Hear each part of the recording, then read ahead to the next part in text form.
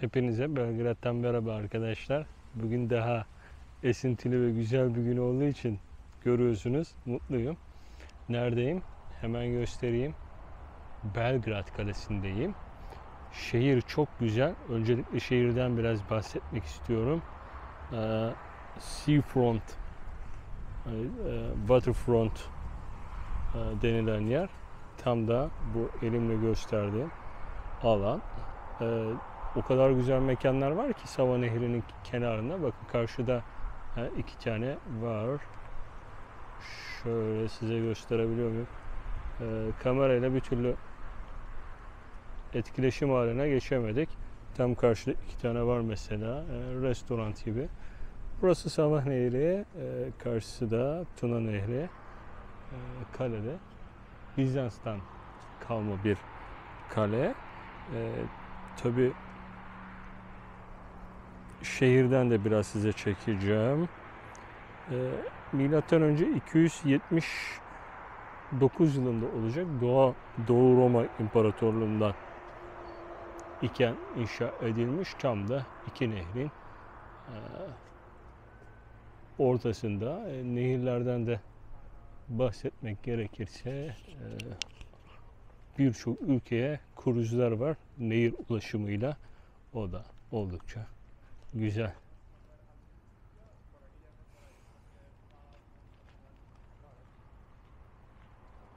Ağaç ne kadar güzel. Gölgesinde gölgelendik. Ben arabayı Sava Nehri'nin bir iki buradan gözüküyor bakayım. Üçüncü köprünün oraya bıraktım. Bayağı uzak. 4 kilometre falan sürüyor. Bunun nedeni de biraz Sava Nehri'nin kenarında yürümek istememdi. İyi ki de öyle yapmışım. Şuradan bu nehre bakış çok güzel. Yani büyülü bir şeymiş gibi. Kamerada gözükmeyecek muhtemelen o. Karşı taraf böyle parlıyor falan. Tuna Nehri'nin rengi daha değişik. Tuna Nehri'nden gelen suyun rengi daha değişik. Oldukça güzel, etkileyici, sevdiğim bir yer oldu. Başlangıç için kaleyi de tercih etmemiz güzel tabii. Üsküp'ten buraya 450 kilometre falan tuttu sanırım. O da oldukça meşakkatliydi. Ama biraz katlandık. Yarın Romanya'ya geçmek istiyorum. Yol ücretleri biraz, otoyollar ilginç derecede pahalı. Bakın giriş sütunları, bunlar restore edilmiş.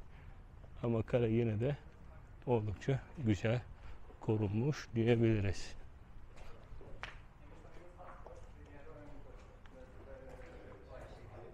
Buralar kapalı.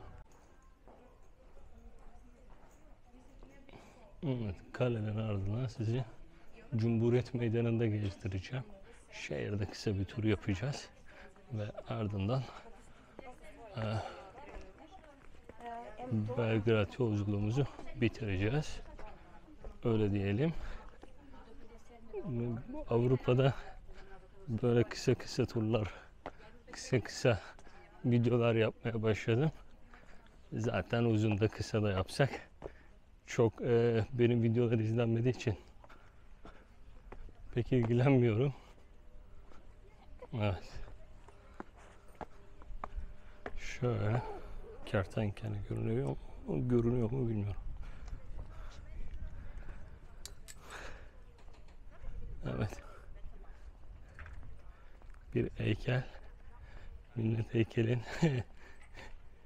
gölgesine geçmiş durumda. Evet, buradan Tuna daha güzel gözükecek herhalde. Tuna'dan gelen su.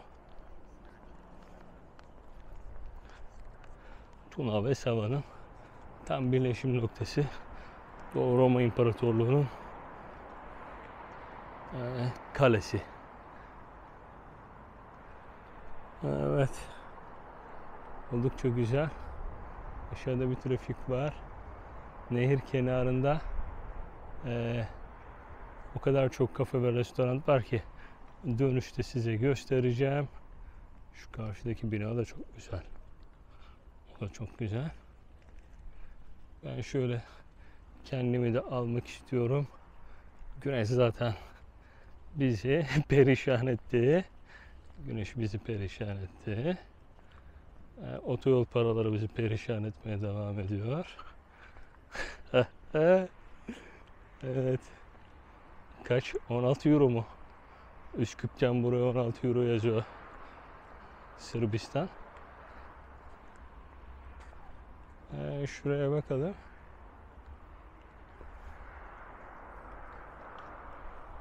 Görünebiliyor mu?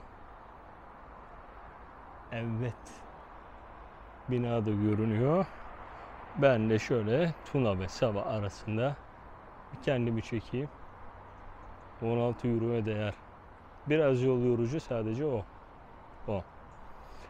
Arkadaşlar görüşürüz. Cumhuriyet Meydanı'ndan çekeceğim. Şehirden biraz çekerim. En son kapanışı da Sava Nehri'nin kenarından biraz çekip hoşçakalın deriz. Kısaca toparlarız. Şimdilik Belgrad Kalesi kısaca böyleydi. Görüşürüz. Evet, şimdi Cumhuriyet Meydanı'ndayız. Belgrad'da gezimize şehir turuyla devam edeceğiz. Cumhuriyet Meydanı'nı şöyle size göstereyim. Çok güzel trolleybüsler var, tramvaylar var. Meydandaki önemli bina ve heykelde böyle. Şimdi hızlı dediğim gibi şehir turu olsun istiyorum. Çok sıcaktı. Beklediğimden çok daha sıcaktı. Özellikle ben 30 derecelerin olacağını düşünüyordum. Geceleri soğuk oluyor. Gündüzleri de aksine 35 derece oluyor. Tuhaf bir Balkan havası. Yine de gölgede çok güzel esen bir rüzgar var, böyle çok tatlı esiyor. O Balkan esintisi güzel. Şöyle hızlıca gezelim. Sizi daha sonra Sava Nehri'nin kenarında da azıcık gezdirdikten sonra veda edeceğim. Etkili bir Belgrad turu oldu mu? Kaleye çıktık. Buralarda biraz vakit geçirdik. Sava Nehri'nin kenarında gezdik. Oldukça güzeldi. Tabii çok fazla çekim yapmıyorum. Havuzlar. Resim yapan çok fazla var. Sanata ilgi büyük. Değerli, toplu, düzenli. Bu caddede bizim İstiklal gibi düşünebilirsiniz. Sadece ortasından tramvay geçmiyor bunun. Tabii bizim İstiklal'de oldukça kalabalık olur. Buralar o kadar da kalabalık değil. Sıcak havanın etkisi olacak. Bir de hafta içi. Güzel gezdik, fena değildi. İşte en hareketli yerleri buralar. Kafeler var.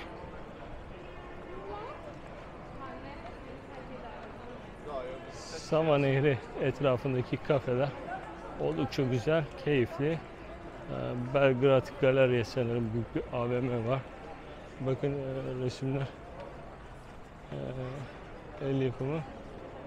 Şunlar 20-30 euro, büyükleri 10 euro yapmış mesela. Büyükleri de 200 euro yapmış. Öyle bilirim. Şöyle azıcık kendimi de çekeyim. Nasıl bakayım kendime?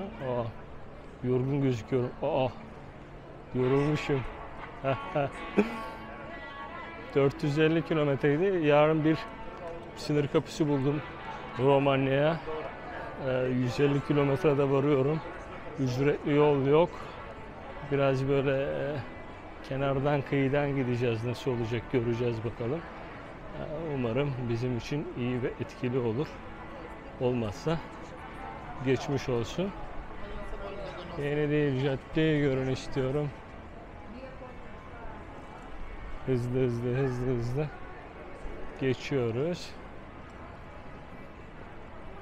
yaz sıcakları olduğu için biraz sakin. Çok fazla Türk var ve Çinli var. Çinlilerin buraya gelme sebebi, Balkan ülkelerinin tercih sebebi sanıyorum ki vize sıkıntılarının olmaması. Bizim Türk gruplarının da yine vize ile ilgili sıkıntıları olduğu için sanırım buraları tercih ediyorlar. Arkadaşlar, vize durumundan çekinmeyin. Schengen vizesine hangi ülke size yakınsa ya da uçakla daha çok gidip gelecekseniz oraya bir müracaatta bulunun. Çıkınca da üstüne aynı ülkeden yine seyahat etmeye devam ederseniz muhtemelen uzun süreli vizeler alabilirsiniz diye düşünüyorum. Bilmiyorum, benim vize problemim yok. Şimdi yeşil pasaport falan değil tabii, normal pasaport, ama uzun süreli vize alabildiğim için. Bakın ara sokaklar böyle. Bugün Sırp gümrüğünde de şey oldu. Tek başına buralarda tek arabayla ne geziyorsun, ne taşıyorsun falan dedi. Sigara falan, sigara değil de uyuşturucu falan mı taşıyorsun sen dedi. Direkt Türk pasaportunu tek beni görünce dedim sen pasaportun sayfalarını karıştır. Ondan sonra ne yaptığıma karar verirsin. Baktı, ha sen turist misin dedi. Böyle bir diyalog oldu. Üzücü. Türk pasaportunu maalesef ki sıkıntılı şeylerle anlıyorlar. Çeşitli ülkelerde de bu yine böyle oldu. Belgrad genel manasıyla sevimli ve güzel. Çok fazla Türk olduğu için ve Çinli olduğu için böyle pek bir şey anlayamadım durumdan. Yine de güzeldi. Evet, caddeler böyle restoranlar, kafeler.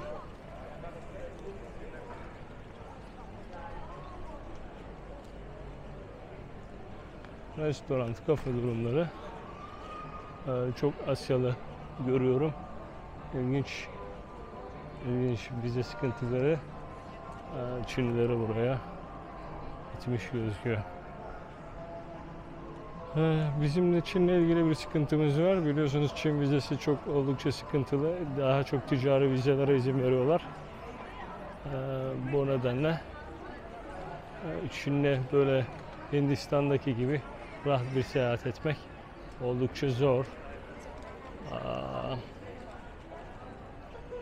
Kış için yeni bir program Arjantin olabilir. Henüz karar vermedim. Birçok değişik varyasyon üzerinde çalışıyoruz. Bu büyük yolculuğu atlatabilirsek üzerine belki bir Birleşik Krallık turu, Londra değil, İskoçya, Galler, İrlanda, bunun gibi birçok Birleşik Krallık ülkesine aralardan geçerek, biliyorsunuz kolay turlar yapmıyorum. Genelde girdiğim zaman uzun işleri seviyorum. Bu kalktığımız işte bayağı uzun. Henüz 4. günde ama biraz sıkıntılar oluyor. O sıkıntıların nedeni de yol.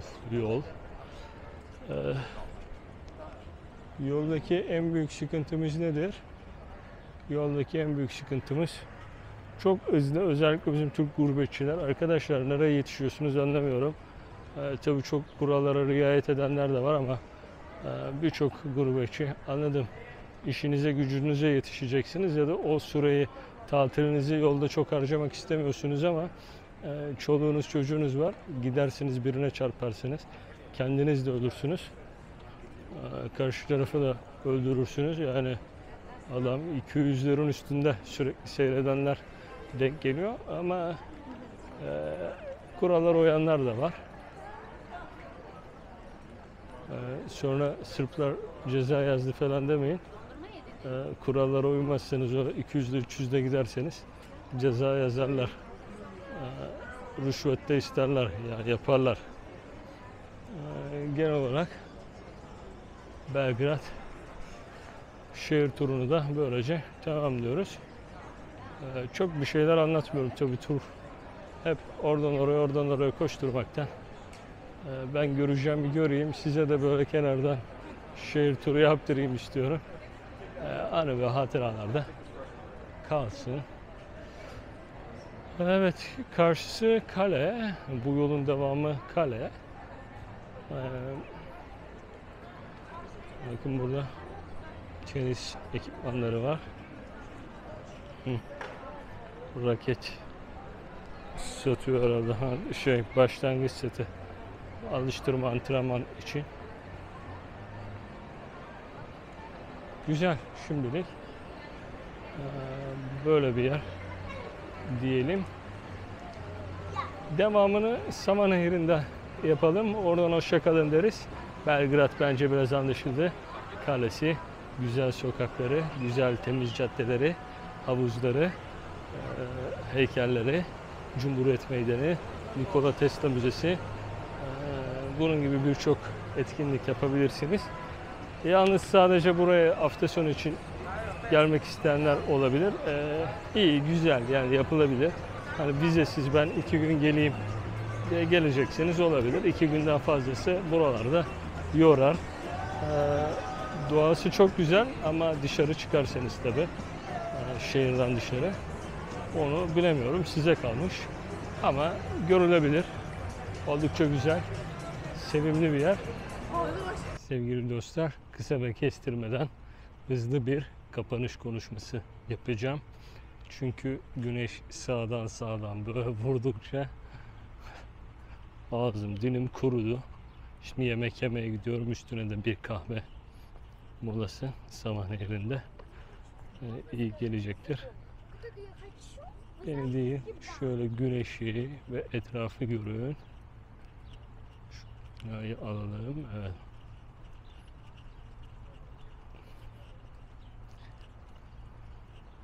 Nehir oldukça güzel, etkili. Bir serinliği var. Ama güneşin bu kadar yakıcı olması benim açıkçası pek hoşuma gitmedi diyelim. Ben daha serin bir hava bekliyordum Balkanlar için. Akşam Üsküp'te 15 derecelere kadar düştü hava sıcaklığı. Sabah ben arabayı çalıştırdığımda 15'lerdeydi. Hızla 30'lara yükseldi. Sava Nehri bu şekilde.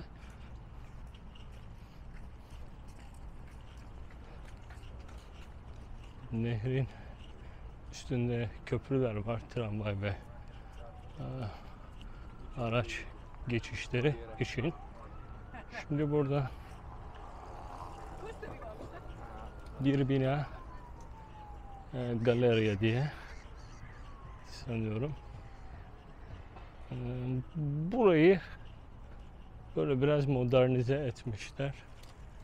Fazla düzenli. İlerleri de hülasa o kadar düzensiz. Gece kulüpleri falan var, böyle yüzen gece kulüpleri. Kimisi batmış, kimisi öyle. Çevresi biraz pis. Oraları göstermeyeceğim. Zaten gelirseniz sizin de yolunuz düşmeyecektir. Benim biliyorsunuz olmayacak yerlere yolum düşüyor. Yani buralar biraz şu binanın ve yanındaki alışveriş merkezinin etkisiyle modernize edilmiş gibi. Bakın, bu bizim Singapur'da alışık olduğumuz Helix Bridge benzeri. Tabii Helix Bridge daha büyük. Ya şey olarak değil, uzunluk olarak daha uzun. Burada böyle bir yarım cam yapmışlar. Helix Bridge Jubile yolunu bağlar Singapur'da. Aslında Singapur'da video çekmedik sanırım. 10 gün kadar Singapur'da sadece Singapur'u tanıtan, gerçi Singapur'un 10 günlük işi yok da bizim vaktimiz olduğu için öyle bir video serisi yapabiliriz sokak sokak. Konumuza dönecek olursak böyle bir nehrin üstüne camlı, yarım camlı bir köprü yapmışlar. Ben şimdi ikinci değil, üçüncü köprüye doğru gidiyorum. Öyle olacak. Bu nehrin, Sava Nehri'nin kenarında olduğu gibi kafe. Şimdi şurada yemek yiyeceğim. Biraz dinleneceğim. Ve artık dinleneceğiz. Arkadaşlar, Sava Nehri böyleydi. Sava ile Tuna tam bu şehirde birleşiyor. Tam birleşim noktasının karşısında da Belgrad Kalesi var. Roma döneminden kalma. O kadar eski ama çok da güzel korunmakta. Ben tabi Viyana'yı merak ediyorum. Bizimkiler gidip alamamış.